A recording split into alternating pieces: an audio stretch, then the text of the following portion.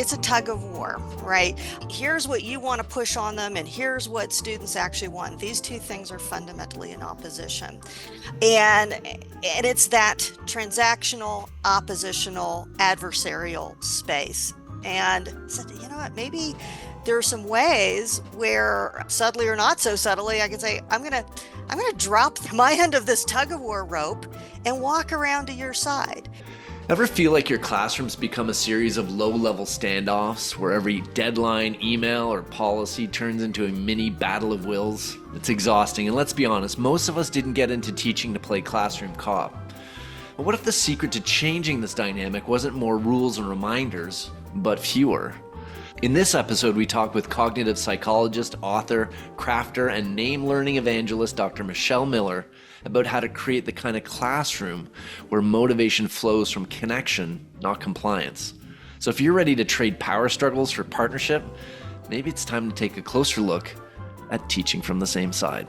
So welcome to Higher Listings, Michelle. It's great to have you with us. Great to be here. I want to start with a scenario, and I think a lot of faculty are probably pretty familiar with. You're sitting at your desk, the assignments are due, yet the LMS is showing a bunch of blanks beside the student names. Or maybe you're in class and students are there, but more in body than in spirit. So what do you think is really going on with student motivation today? Oh my gosh. Those who know me know that I always shy away from the big sort of generational, like, oh, today's learners are so fundamentally different and there's fundamentally bigger problems. That said, I do think that today's students are operating in a very different set of circumstances. They can include things like the pressure to get through school more quickly. We all know that the financial costs, of course, but also other things like the opportunity costs of being in school have gone up. We've reduced barriers to folks who are parents like myself, folks who are going back, the so-called non-traditional students who I think many of us know are no longer should be considered non-traditional because they're actually in the majority. So they are quite naturally facing more demands, including some very unpredictable demands on their time and their energy.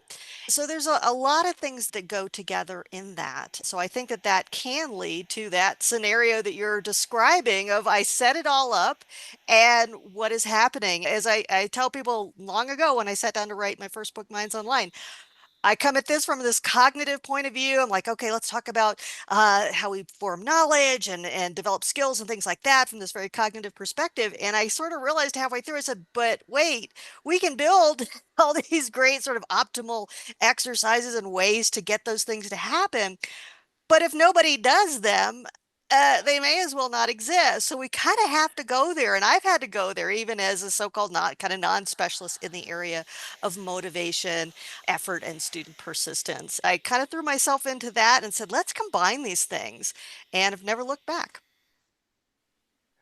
I love that sort of origin story, Michelle, of how you moved from a focus on cognitive operations that are behind knowledge development to this area of motivation and getting students to embrace what you're offering as an opportunity in a well-designed learning environment. I know that more recently this has started to come out as part of this framework that you're advocating called teaching from the same side. Let's start with a foundational explanation of teaching from the same side. What do you mean by that? What does it look like in Yeah. practice? It really comes down to this idea that maybe I should interrogate what I really picked up during my socialization as a teacher, which was it's a tug of war, right? Here's what you want to push on them, and here's what students actually want. These two things are fundamentally in opposition. That my role as a teacher is to press people, chase them, or worst of all, kind of get in that sort of I call it sometimes spy versus spy or very this mode of like, oh, I'm going to catch them either being dishonest or evading what I've asked them to do and not putting in the effort. And it's that transactional, oppositional, adversarial space. And said, you know what, maybe there are some ways where subtly or not so subtly, I can say, I'm gonna drop my end of this tug of war rope and walk around to your side. And maybe I should try proceeding from the assumption that students actually do want to learn what I have to offer them. And as I mentioned, sure, behaviors in the moment None of us are perfect in this way. However, if students really do have a common set of goals, or at least if there's some overlap, some common ground that we can find, that is going to be more kind of invitational to them, more motivational to them, and frankly makes my life as a professor a lot better. And I was especially thinking about these kind of flashpoint areas of conflict. Not that we want to evade all conflict all the time, but there are these areas around grades, deadlines, policies where I'd find myself sitting in my office going, this is not why I went into this to like dicker over again in this like gaining ground, losing ground way of the 5 points that you lost in the exam. Shouldn't we be talking about what you got out of the exam and where you can improve your learning? So yes, idealistic, but really a mindset around what I'm there to do and what students are there to get and how we can bring those two things together. You mentioned like this sort of the adversarial relationship, this tug of war that often is the dynamic between educators and students. I'm wondering, did you ever have a moment when you realized Yeah. I'm actually playing the role of the bad cop? The time when all this came to a head for me was during the pandemic. Mm. And I think very few of us came out of that experience as teachers and as human beings unaffected. But for me, how it played out was this. I wasn't struggling with, oh no, what happens in Zoom, but what do I still get to do? What do I have to give up? Because this is a big, overwhelming situation. And what are students here to get? What really brought them to the course? And whatever I do, whatever I policies, the things I want to change, things I want to keep, hold the line, let the line go, it should come back to what they want to get out of the course. And by having that as my guiding light, I feel like that carried me through. And so of course now I'm still thinking of like, well, that was a big deal to say what did students come there for and how can my actions reflect that? Michelle, can you say a little bit more about that? Yeah, What kind of behaviors from students have you started to yeah, see as you've yeah, made this shift toward teaching from the same side? And what yeah, can others expect if they make this transition? yeah. I'll pick maybe one I feel very concrete kind of thing that I've done. And again, this is not for every setting and situation. But a while ago, I adapted from the incredible teaching leader and revolutionary Carl Wyman, the idea of two-stage exams. So I haven't, I mean, don't, if you're in one of my classes, don't picture like, oh, exams, grades, everything's out the window. We still have them and they're still very important. But I do say, oh, well, exams should be a learning opportunity in and of themselves. And if I mean that, and I really want students to revisit what they might have gotten wrong, well, then let's give some time to that. So basically, students have an opportunity. The class period after they've had the big exam, instead of going over the exam, which I don't think helps anybody learn anything, students have an opportunity in small groups to redo the exams as a group. And there's certain kind of little performance incentives for doing well on that, but they can talk to each other. And the conversations you hear are just tremendous. It's what you would always want to hear, what we envision a college classroom being like. And I mean, it's not the only time, but students saying, no, no, that's not what negative reinforcement means. Here's a better example, and here's how I can back that up. And somebody goes, oh my gosh, I finally get it. Let's put that down. That's really great. And I will tell you, as far as student behaviors, and so far, knock wood, this is still true. I have never had a single student dispute a question on any of my exams that we've done in Hmm. that way, because there's something about having that opportunity to, again, in a relaxed fashion, to talk with, in this case, peers and get a perspective on the material that shifts them out of the, well, surely she's wrong somewhere and I can grab a point back, since that's what this is all about. It was very, very clear within a semester or two that radically changed things. And students even say it reduces their test anxiety, which again, if students are just trying to get the best grade for the least effort, and that's the assumption, that doesn't even make any sense. And I still don't know that I understand it, but they'll say there's something about knowing that we can sit down later and this whole experience. And it really got me thinking, wow, exams run the traditional way can be this very transactional, oppositional, stressful thing. I go in, I'm in some kind of a fugue state, trying to make all my way through it. I walk out, and then it's like, well, here's a number that I got at the end of the day. What even happened there? So anyway, I'm a big evangelist for those, but that's one granular example. This sounds like enlightened backward design to me, where you're thinking, right? You're Yeah. thinking about maybe the traditional way to think about it was like, how do I get these students to sort of learn these objectives and ultimately pass the exam versus thinking about, well, the learning is really the place to start. And then how do the activities, including the exams, Yeah. actually serve that outcome? What I heard you saying there that I thought was also surprising to me was teaching from the same side also has some really significant benefits for the instructor. The most painful kinds of conversations I've had in my Yeah. own experience is a student disputing the structure of the question that they got wrong. They're arguing with me about the question instead of being focused on the learning. So you're also reducing some administrative burdens that are frankly kind of unpleasant, Mhm. antagonistic interactions with students. It struck me that when I was in those situations that you're talking about, I mean, not only they're demoralizing, they don't help anybody, but they also proceed from this underlying metaphor of what I've called like a piecework metaphor of, okay, I need you to give me this thing and I'm going to pay you in points. And so I've made a practice to look back and say, well, where am I maybe communicating that to students? And how does that connect to things like deadlines? Like, well, I'm going to pay you less because you were late with this object, this piecework that I needed to have. It's like, wait a minute, record record scratch. That's not what's going on here at all. I need to know that you're engaging with this, putting in the effort you need to succeed, and that you've gotten this so that you can go on to the next thing or accomplish those other goals. So I try to position both of us against the challenge of the material and everything I say and do, and get away from the like, well, if you get it by here, here's where, by this date, this is what I'll give you. You've mentioned a couple of times even in the brief conversation we've had so far that this is compatible with maintaining Mhm. high standards and holding students accountable for ultimately learning at a high level. Could you say a little bit more about how that Yeah. unfolds? What gets it across more than anything is a phrase that I have found myself using a lot. I say, I want to see your best work. And I put it kind of back on them.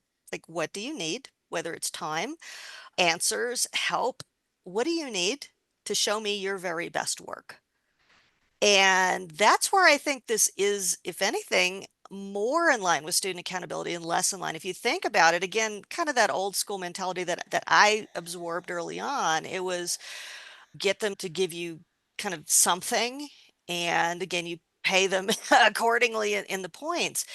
And here too, I realized what good does it do me to have a bunch of papers that came in at 30 seconds to midnight if they're really less good to read? And so that really puts it back on students, and they find it surprising, but it's also pretty effective, and it gets that across in the proverbial nutshell of like, this is not about ticking a box or having that negotiation. I want to see the best writing you can give me.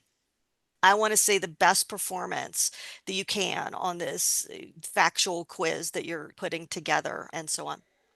Yeah, there's something interesting that's happening there too when I'm telling you what it takes, the time I need, Yeah. and committing to a deadline myself. It's not something that's being imposed on me. So I Yeah. mean, I like have to believe that if I make a commitment that works for Hmm. me, I kind of got to live up to that. Talk about the motivational Mm-hmm. fuel of that kind of Hmm. interaction. I mean, it might be a bit terrifying as a student, Hmm. especially as an 18 or 19-year old, to have a professor ask me, like, I want to see your best work. What do you need?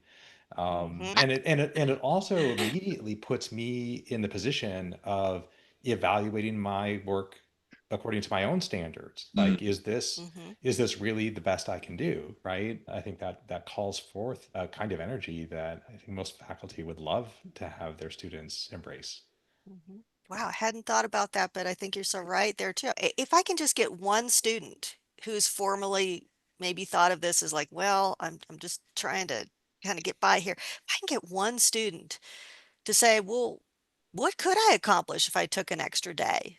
What would that look like? And again, for students who do have those demands on them, their kid was in the ER all night long. They work at the local hospital. Now we're having a health crisis and everybody's called in for extra shifts. There was a roommate problem. For those students, to be able to say, yeah, I know I can do better. I don't have to turn in something that I can't be proud of. Then that's a really great opportunity. So I think there's lots of fronts where this can be a positive, and definitely that metacognition and kind of taking more self-ownership is so important.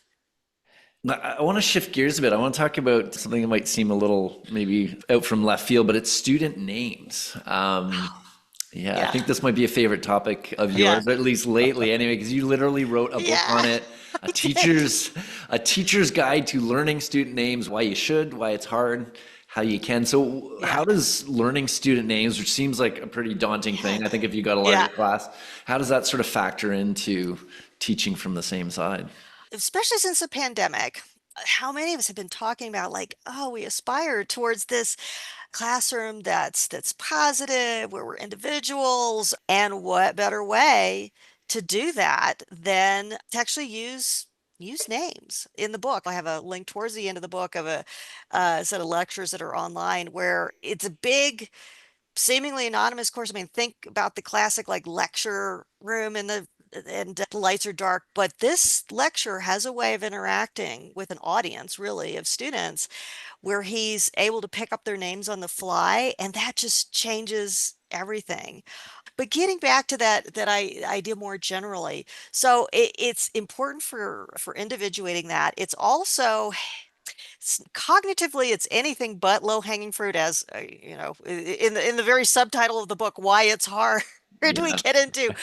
But it's an area where a bit of concerted effort pays off in outsized ways in student perceptions. Now, I was surprised when I went to write this short book that there wasn't more systematic research on this. However, what research is out there just stopped me in my tracks because it had students kind of estimate how many names the professor knew and how hard they'd worked on this, and they really overestimated. So even if you don't get everybody, having some strategic names really gets students' attention. And as I also, the beginning of the book starts with the flip side, which is what happens if you don't try at all, which was me when my first foray into instruction as a graduate student. I mean, I thought I was just nailing everything because I was presenting and, worked so hard on my materials. And I get these evaluations back, and I got roasted for a lot of things, but she said she didn't even try to learn our names. And I'm just going,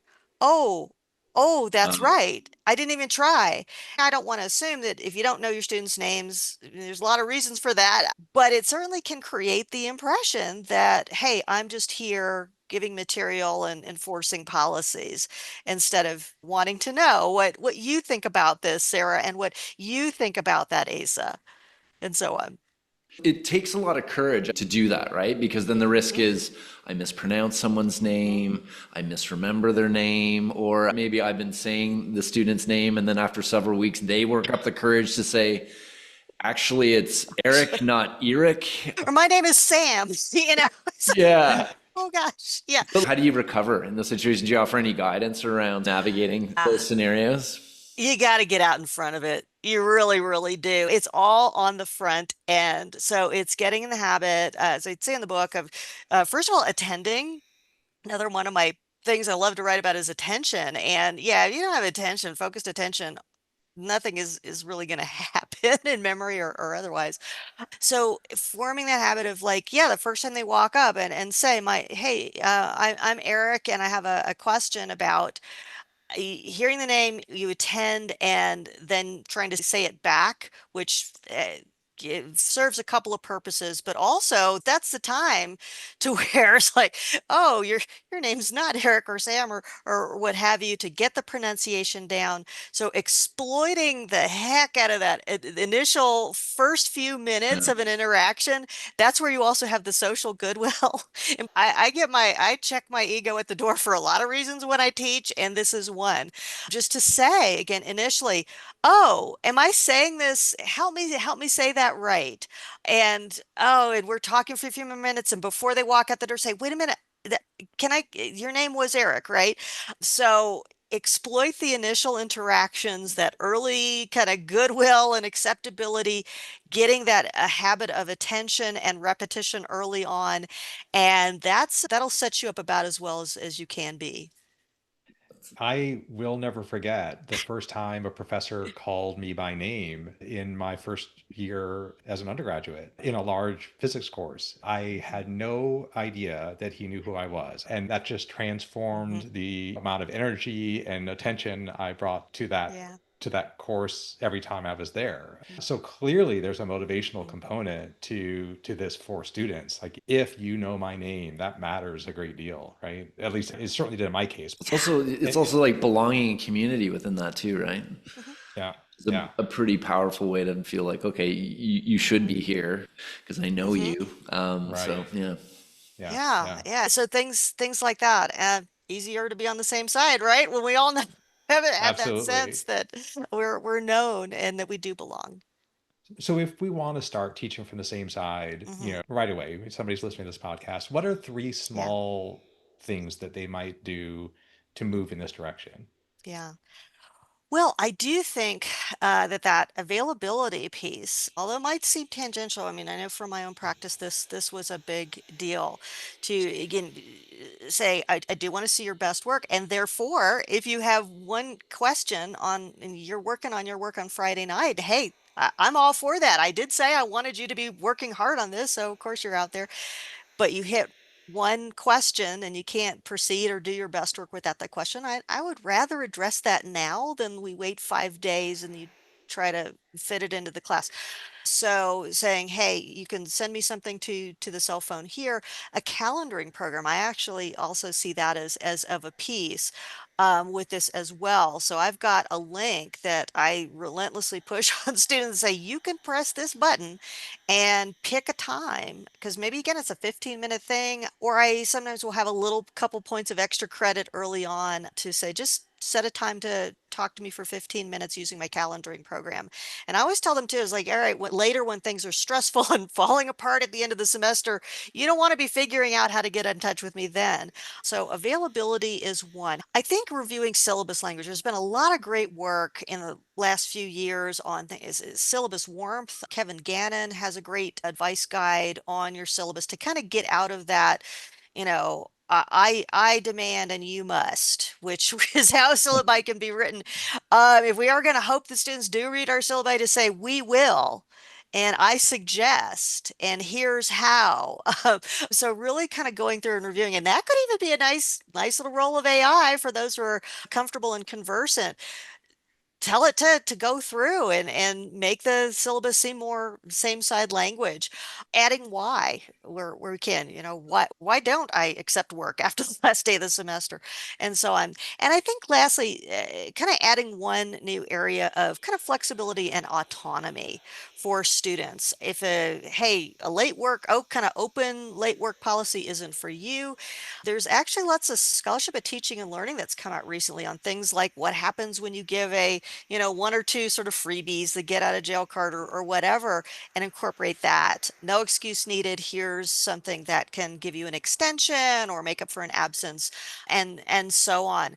And yeah, delving into other areas of choice. I'll put in a plug for an article that I reviewed in my Substack newsletter a while back by Simon Cullen and Daniel Oppenheimer. I always love his work. And without kind of getting, again, too much into the technicalities, they did systematic testing on what happens when you give students options for the types of assignments they want to do, or let them opt into different kinds of attendance policies. And they actually found that some of those elicit more work from students and better work from students. So availability, language, especially in that syllabus, and flexibility, autonomy. Those are the three big areas I'd push people towards. You're apparently a crafter, and I mean, Yeah. we know you're a prolific writer. So I'm curious about how these creative pursuits, like knitting, journaling, writing books, Substack, how does that shape the way that you show up for your students? Oh gosh. Yeah, that's a great one. And here too, it's where a lot of folks lately have been talking about what are some areas of sharing with students and commonalities and showing yourself as a human being in ways that are appropriate for the context can be so helpful. I guess with the writing, I'll just say that just gives me a lot of empathy, a lot of empathy for students. I mean, if I sit down like, oh my gosh, I gotta get a newsletter issue out. I got a blank page, and I know it reminds me on a weekly and daily basis how hard it is to put something like that together and to do my best work and also do it in a timely way. And then you think about our students who some of them the last week or two of the semester, I mean, they're putting out these amazing papers, and it helps me not take it personally if the work is sometimes not all it could or should be, or if it does come in a little bit late. It lets me kind of talk to them, one writer to another. We can really exchange a lot of ideas and empathy there. And I guess with the crafting here too, I love to bust myths, and one of them that I love to address is like, oh, these generational divides and who does what in our society. A lot of your students are probably crafters, and not all of the middle-aged demographic, and not all female either. And so it's something that we can talk about. So if I drop it into conversation, or I wear my handmade scarf or sweater or something to class, you'd be amazed. And they say, "Oh, I'd like to crochet. I do it a lot during the stressful parts of the semester." And then maybe they show up with their yarn the next time. And yeah, I've got the receipts. I've got handmade gifts in my office that will prove it. So there too is another thing where we can talk about and find some perhaps surprising for some areas of commonality, common struggle, common triumph, and be again on the same side talking about how we make it through this challenging life of ours. Well, I think the next time I see you, I'm going to ask you if you've busted a myth lately, because that's a phrase. Michelle Miller, Mythbuster. Mythbuster, yes. So, are there myths that you see on the horizon for teaching from the same side that you want to proactively bust? Oh my, Anything that comes to mind there? yeah. Just to come back to that idea that students just want the best grade for the least effort. It is one. And I would also like to bust a myth that a lot of motivation scientists and really psychological science in general, this is one of our biggest contributions. It seems simple, but just the idea that these are not fixed traits. I mean, they're fixed traits that people have, but those are actually pretty few and far between. A lot of what we do is pretty situational. And so, what are the environments and the conditions under which we will put forth more effort than maybe we have to? What are the conditions under which we authentically engage? So, remember, motivated students are made, not born. And sometimes even small shifts in our language, our messaging, our policies, and how we set this learning journey up can make the difference in whether we see that motivated student come out or whether we don't. I just think that's the perfect note to end on. It's so Right. empowering. Really appreciate that perspective, Michelle, and for your sharing this idea of teaching from the same side. Likewise, I love the feedback that you all have given and the examples that you've offered, and I have a lot to think about as well. Thanks so much, Michelle. Higher Listenings is brought to you by Top Hat, the leader in student engagement solutions for higher education. When it comes to curating captivating learning experiences, we could all use a helping hand, right? With Top Hat, you can create dynamic presentations by incorporating polls, quizzes, and discussions to make your time with students more engaging. But it doesn't end there. Design your own interactive readings and assignments that include multimedia, video, knowledge checks, discussion prompts. The sky's the limit. Or simply choose from our catalog of fully customizable Top Hat e-texts and make them your own. The really neat part is how we're putting some AI magic up your sleeve. Top Hat Ace, our AI-powered teaching and learning assistant, makes it easy to create assessment questions with the click of a button, all based on the context of your course content. Plus, Ace gives student learning a boost with personalized AI-powered study support they can access anytime, anyplace. Learn more at tophat.com/podcast today.